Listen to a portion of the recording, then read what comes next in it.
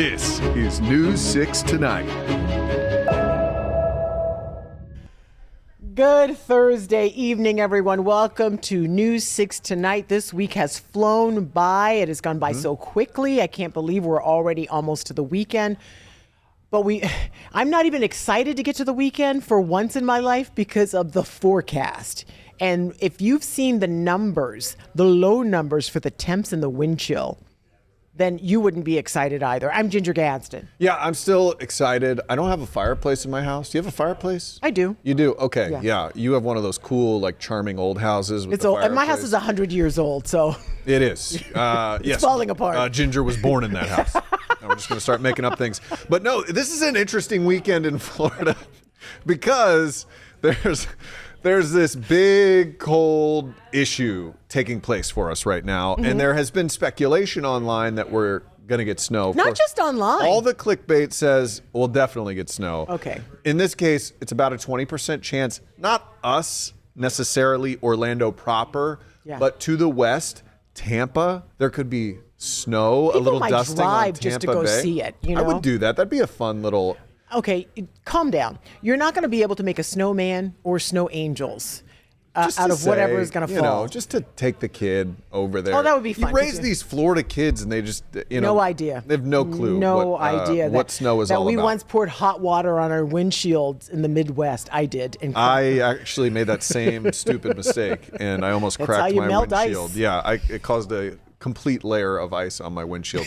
But that's what people from the South do. We do dumb stuff like that. We don't know what to do. Also, these creatures out here that we like to take care of have no idea what to do. We've talked ad nauseum about iguanas that fall from trees and fall on top of things. Manatees that huddle in the springs. Yes, it's a good headline. But the other thing is we have these incredible sea turtles around here. And this can really cause problems for them as well. Our community correspondent, Molly Reed, went to look into this issue with the cold. The Marine Science Center here in Ponce Inlet has taken in 12 turtles already so far this year, and within the last week they've taken some in who have injuries but are also stressed from the cold. They expect with these temperatures we see over the next week to have to take in even more who are either cold stunned or cold stressed. Rescuers say January through April is typically their busiest time here, averaging about 75 to 150 turtles who need rehabilitation during that time. But with the cold air, water, and rougher surf now, turtles who already have an illness or injury could go into a bit of shock. They need folks along the coast to keep an eye out this week while they prepare for a higher than usual intake. Anywhere along the beach and in the intercoastal as well. So it's important to be vigilant, if you're out boating or if you live along a marina or a dock, to keep an eye out for these turtles. They may appear lifeless, but they are often still with us and alive, and they do need care. And I'm told on average it takes about 3 months to rehabilitate the turtles before they can be released back to the wild. Of course, if you see one in distress, they'd like you to call the FWC so they can send a team out to save the turtle. I want to tell you, if you've never been to the Marine Science Center, go. It is such a cool, untalked about thing way outside of the theme parks that you should definitely check out. We also have a comment coming in. Sheila says many of us have done that, pouring hot water on cold car windows. Now that works. Seen. When I was in Tallahassee going to school at Florida State, we would have ice on the windshields, and you could just pour a little warm water on. It would go away, no big deal. Yeah, but if it's frozen over, like in the Midwest, when I lived in Indianapolis. When I went to Idaho and I had ice on the windshield and I poured it on, it just like sealed in my entire car. Did your windshield crack when you did it? Well, it had a long crack along the bottom of it, and I drove with that thing for a long time, and people are like, your windshield's just going to eventually fall in. You should probably take care of that. Yeah. But I was young in my 20s. I didn't know, and that's what your 20s are for. Look, you learn stuff the fact is, we're not built for this stuff. So as these get into single-digit feels-like temperatures over the weekend. That is incredible to me. Sounds like Orlando, maybe around 10, 11. But as you go north, too could low. be 8, could be 7. I'm not interested. With the wind chill. I'm not interested in any of that. The double digits are cold enough for me. All right, we're talking about cold weather, but we're going to now talk about a heated debate between some neighbors that turned deadly. This is something we've all, not all of us, but sometimes you hear about neighbors who have this dispute and you try to resolve it, or you just end up like not talking to your neighbor ever again. Have you had a loud neighbor in an apartment? I know I have. I mean, yeah. I think a stampede of elephants lived above me when I was in college. I probably have been a loud neighbor one point in my life, not knowing I was loud. Okay. But not with music or anything, just like walking if you live upstairs But this is a serious story. In Orange County, deputies were called to an apartment building on Moselle Avenue and Old Cheney Highway. So this happened near the Orlando Executive Airport, right? Orange County deputies say Arnold Rapatello was playing loud music in his apartment when a neighbor started banging on the door. Deputies say surveillance cameras, which we've asked for and haven't gotten yet, say that the neighbor began to yell at him and that spiraled into a fist fight, and it ended when the neighbor pulled out a pistol and shot Rapatello in the chest. That is just horrific. He died at the hospital. Investigators arrested Michael Thrasher Jr. and charged him with first-degree murder. He faced a judge for the first time this afternoon who ruled that he be held on no bond. And it's one of those situations where cooler heads have to prevail. If you've already asked him to turn his music down, give him a chance to okay, I'll turn my music down. But you don't go show up with a gun and kill the guy. I feel like once you escalate the situation and you show up with a pistol, you already have something planned in your mind to do. Because why else would you do that? Why else would you feel like someone's playing loud music? Let me take my gun and ask him to turn it down. Well, that'll be the prosecution's, that'll be what they say in trial, but he's probably going to say that this has been happening for a long time. We don't know. We don't know the history. We don't know what the other guy's response was when he came over, I know, but only one person had a gun. Yeah. And that's never a fair fight, right? That's true. That's true. But I'm just saying there's a long way to go I know. in this story. We don't know the whole thing, but definitely a terrible situation. It's just sad it just to hear seems that. silly. We have these neighbors these stories. disputing all the time, but it shouldn't get to that. Like in a neighbor dispute too, like these people have been steaming for a while. It's like this guy's always playing this heavy metal music at 10 o'clock at night. And it boils over and it goes way out of hand. And now this guy could very well spend a long time. It's changed his life for these are both. A lot of serious, people are serious charges forever. All right, this other guy's facing some serious charges. Marion County Sheriff's Office and Ocala police officers were trying to pull over this car. There's a robbery investigation. And if this is true, if the accusations are true about this guy, he has been a busy little bee out there robbing people. So the person in the car took off. This guy was seen swerving all over the place. We have some video from the dash cam here. What stopped him? He just ends up going crazy and running into a power pole at one point. I think we might see it in this video here. But this guy is accused of robbing Look at this. This seems crazy. When I was watching this video on the news earlier, there he goes, right into the power pole. You go on those dirt roads and the cops are having to follow this guy. They can't see a foot in front of them. Because all that dirt's kicking up, too. Neither can he. So he runs right into that power pole. This guy is Clinton Scarlett, a 55-year-old they took into custody. And more robberies are being lopped onto this guy. There you can see him trying to prove he doesn't have a weapon on him. Probably a good idea in this case, I would guess. But he did have weapons, according to investigators, in 2 robberies on Tuesday.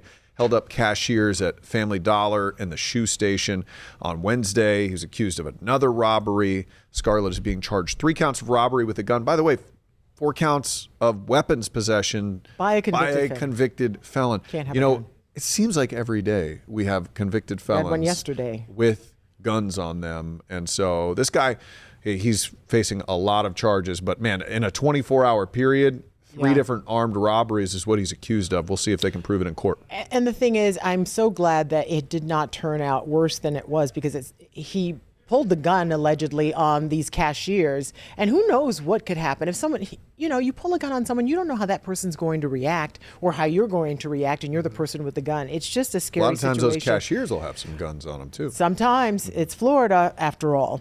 All right, another story we've been talking about, it's a mystery in a state park. We've talked a lot about dead birds, and we've been mentioning the ones at Lake Eola, the beautiful swans that are iconic in the city of Orlando, like a symbol of the city, and a third of that population has died. Well, there's another state park. Wildlife officers are trying to figure out, was what's going on there. FWC says this month they've gotten reports of more than 100 vultures, and people hear vultures. Oh, okay, they're vultures, but they're still birds, and they got sick at Blue Spring State Park. And we were just at Blue Spring State Park earlier in the week to talk about how the manatees huddle in the spring there to keep warm. But samples were collected from the animals and submitted for lab testing. FWC didn't give any indication as to what may be causing the deaths, but meanwhile, they got a statement from the city of Winter Springs saying that city staff found a number of dead ducks at another park. Now, those birds did test positive for bird flu. And you made the point, Matt, that vultures eat other animals and they also eat other birds. They could have eaten some of the. It'd be easy for them to get the bird flu that way. Exactly. But it's one of those things where they have to figure out, they have to test the vultures and see, they'll make the connection and see exactly what it is. But they haven't said that they have bird flu or whatever. But it's just, you hope it's not spreading like it has at Lake Eola, because it's decimated that population of those beautiful swans. Yeah. What is it? A third of them? A third of them. There were like 69 You're closing out in there. on a half. I know. Of all the swans at Lake Eola. You hate to see that. Of course. But yeah, it's interesting because you say the word vulture. I feel like we put that in a web article or something, and people are like, good. I don't like vultures. And by the way, they are pretty gross, smelly creatures, but we need those. They do good work. I'm telling you. They do good work. There'll be a nasty smelling armadillo on the side of the road in my neighborhood. Not for long. Those old gals will get out there and get to work on that thing. I give them the right of way if they're in the road. I'm like, you finish your meal. I'll go around. You go ahead. You get that stink out of here, and then please fly away to wherever your home is. Oh, my gosh. All right. Well, we'll continue to follow that story and let you know what the test results reveal for the vultures and see what's happening still at Lake Eola. But coming up on the other side of the break, this is probably, I know it's going to be one of your favorite stories today. We call people a hero all the time. This is my favorite story. This guy is definitely a hero because he saved the life of He saved the life of this 11-year-old boy who was being taken by a known pedophile. It's kind of on an instinct, too. Yeah. Stick with us. That last block. Welcome back to News. Oh, we're back. Hey. He is so comfortable. He doesn't even know that we're coming. There's a count. Let me set the scene for you. There's an actual countdown on the screen that says when we're coming back from break. And usually when we get to like 5, we kind of gather ourselves. Mm-hmm. But this one sat back. Did you have your ankle crossed? Yeah, he did. So it might be helpful if our director would give me an idea that, hey, maybe you shouldn't sit like a jackwagon. And when we come back. Now he's blaming Sweet DJ. I said something, I think there was just a lack of hearing. I think it was. Maybe I at some point. He's been nothing but good to you, and you throw him under the bus. You've been talking to my wife. She says I don't listen. Oh, my gosh. All right, let's take you to Flagler County now, where we found the best character I've seen on the news in a long time. So sometimes a guy just comes along, and he's got a neck tattoo. Mm-hmm. He's got the mullet of the century hanging around. He could win a contest with that thing. Let me tell you, you're about to fall in love with my guy here. He's great. But let's start with the story. Let's tell you what happened. So take the original video from my man DJ. If he's still talking. This was Christmas Eve. Yeah, Christmas Eve. A sex offender is caught by police driving with an 11-year-old who had been missing for days in his car. They arrest him. While they're arresting him, this 15-year-old jumps in the cab of his truck, who was with him, and takes off. That turns into chaos, crashes into the woods, and then the deputies are able to save this young 11-year-old. And when all this happened, we're like, how did they know? Yeah. How did they know this is when the 15-year-old got in the truck, and then he almost dies in a crash, but he ended up being okay.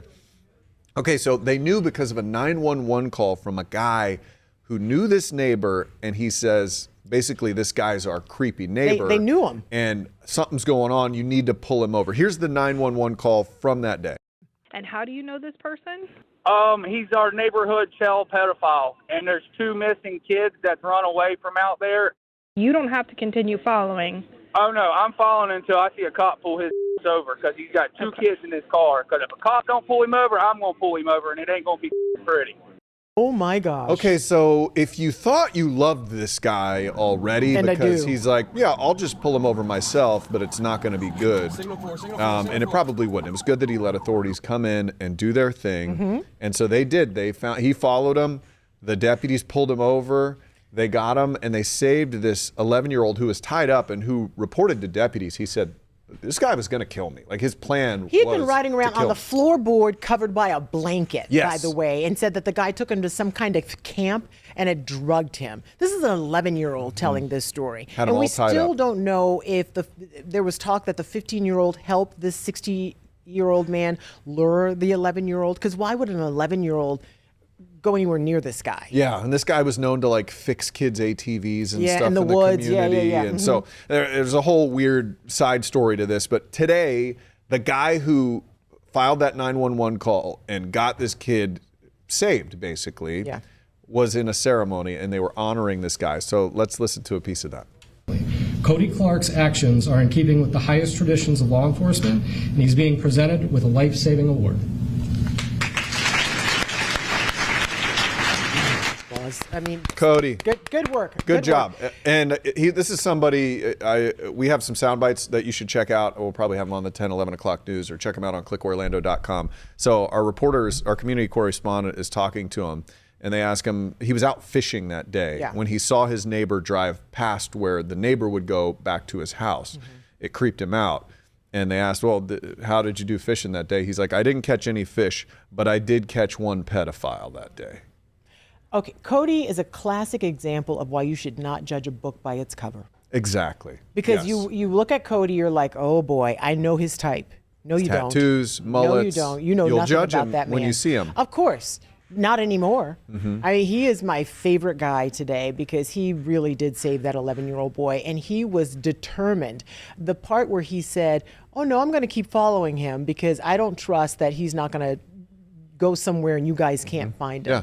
So what a great citizen he is, and we need a Cody in every neighborhood because I love a guy who pays attention.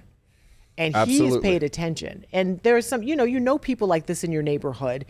Not every neighborhood, but if you see him, you know him, you're going to keep an eye on him. And Cody did.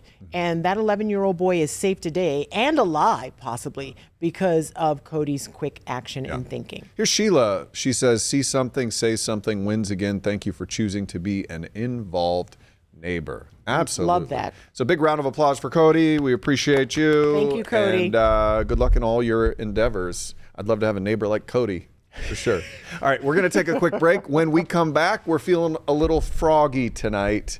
Your responses on social media to a woman who called 911 because she had a frog in her little apartment. And you know I have some frog facts for you when we come back. So excited about that.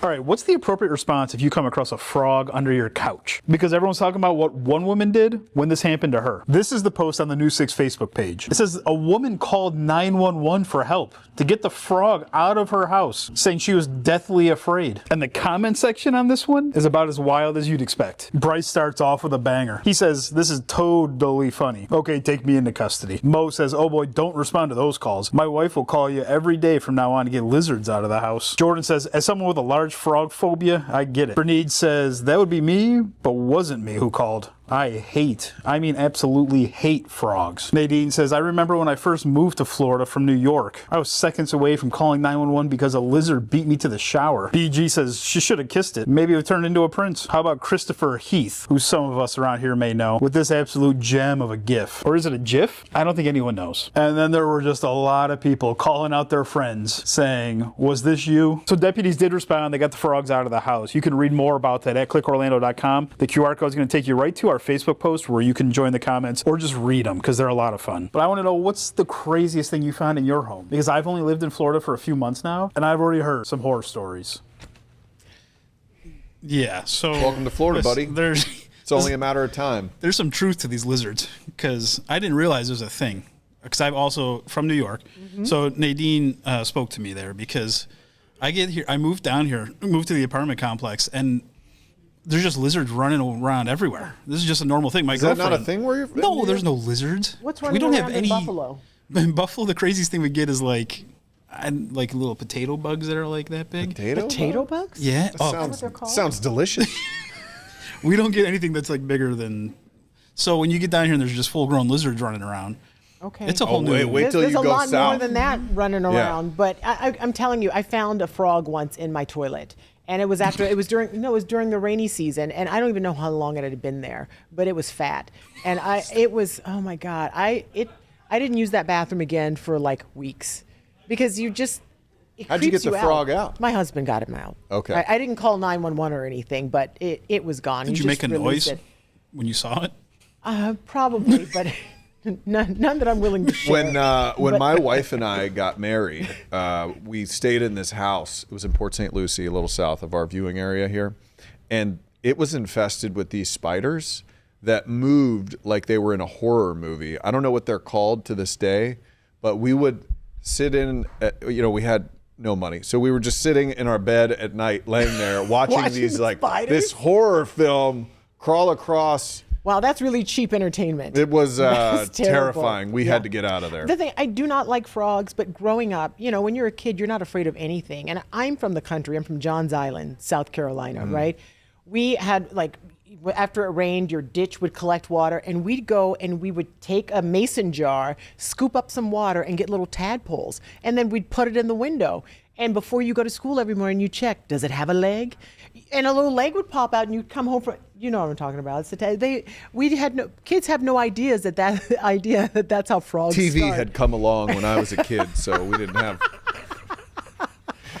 have those issues. And then I would take the covered wagon to school. But anyway, we loved it. But now you couldn't pay me to touch a frog. We would get it out of the jar and then let it go. But now, no, Now it's they're not terrifying. happening. Not happening. I promised I would share. Give us some frog facts before we let the people go here. Frogs don't drink water. They absorb it straight through their skin. Did you know that? I did not. That is interesting. That is. And some frogs, like their body is mostly liquid. When it gets cold like this and it freezes, they can freeze, but then in the spring, they thaw out like nothing ever happened. Isn't that freaky? It feels like alien technology. Not all of them, but some of them do. Yeah. But I That's feel very like interesting. I feel like that's enough. We are kind of knee deep in facts. All right. Snoop Froggy Frog over here. She's got you covered. Some frogs can kill humans, by the way. Some of them are so toxic that they can kill you. That's why you don't lick them. But these one, Don't lick the frogs. or your hand after a frog. Sheila's got us again. She had a cat bring in Oh, a 2 I don't like those foot black racer racers. Yeah. snake from the screen and porch, still alive, captured it in the kitchen. This is why I'm a dog person. Black racers are good to have around. That's what I know, but I still don't like to see them. Agreed. can keep We can it. all agree on Hard that. pass. Sheila, thank you so much. Thank you for watching tonight. We appreciate you. We hope you have a great one. We'll see you tomorrow. Tomorrow's Friday. Yeah, same time, same place. Bye.